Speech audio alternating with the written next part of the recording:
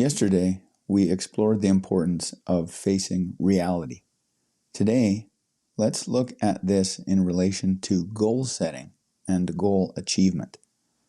There are coaching models that begin with the goal. What do you want to achieve? Where do you see yourself in 6 months? What is the outcome you're chasing? The goal is important, but it's the wrong place to start. You cannot map a route without a starting point. You can stare at the destination all day, visualize it, obsess over it, and you'll still be standing exactly where you are. The destination tells you where to go. The starting point tells you what the first step actually is. And the first step is the only step you can take right now. This is true in fitness. It's true in behavior change.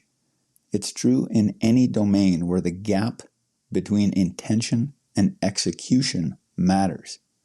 And the reason we fail to make progress is not that our goals are too small. It's that our self-assessment is inaccurate.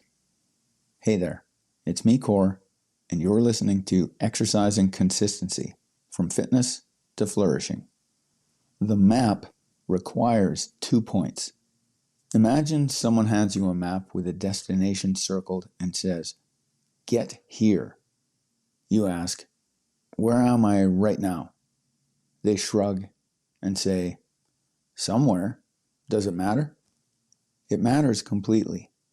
If you're 3 blocks away, the route is a walk. If you are in a different city, the route is a drive. If you're on the wrong continent, the route involves a flight.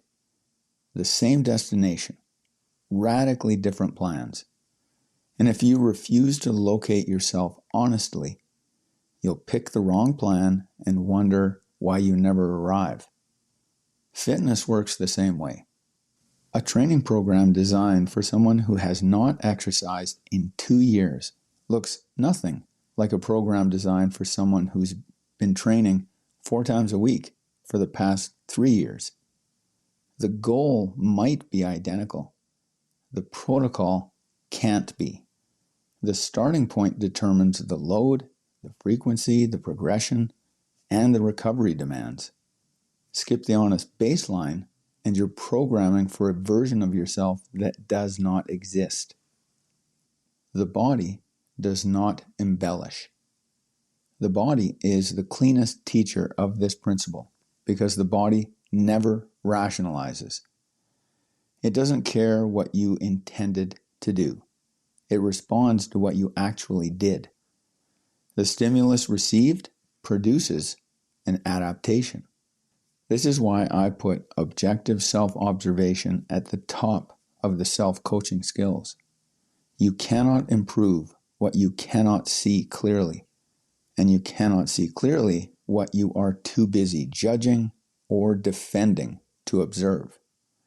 I am lazy is an identity verdict. I intended to start my workout at 7 and began at 7:28 is a behavioral fact. One does not help you move forward. The other gives you a starting point from which to begin.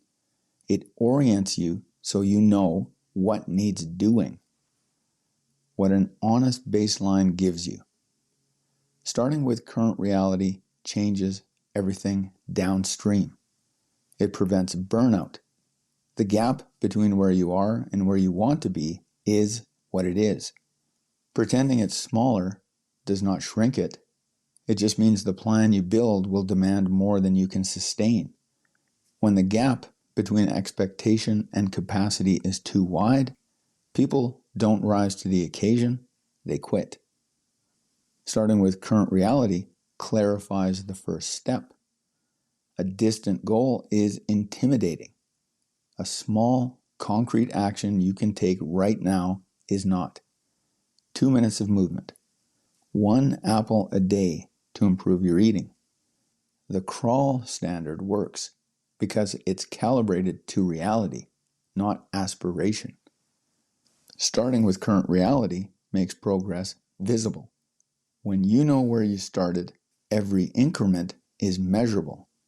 Without a baseline, progress feels invisible because there's nothing to compare it to. The streak becomes abstract. The adaptation becomes vague. The data that keeps people motivated disappears. How to determine where you are?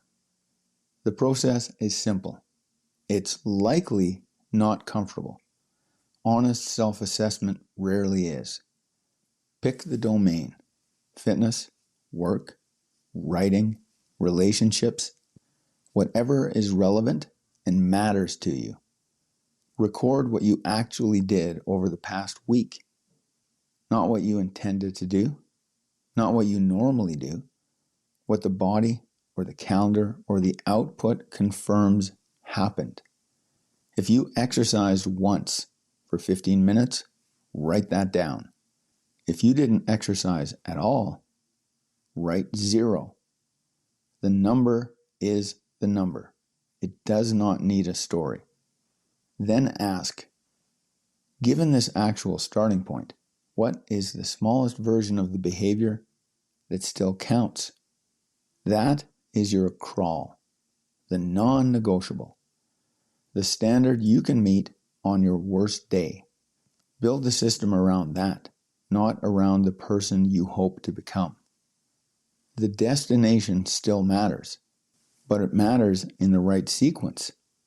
The starting point is what makes the route possible. You are where you are. The map works from there. Reality does not negotiate. You need to start where you are because you cannot start anywhere else.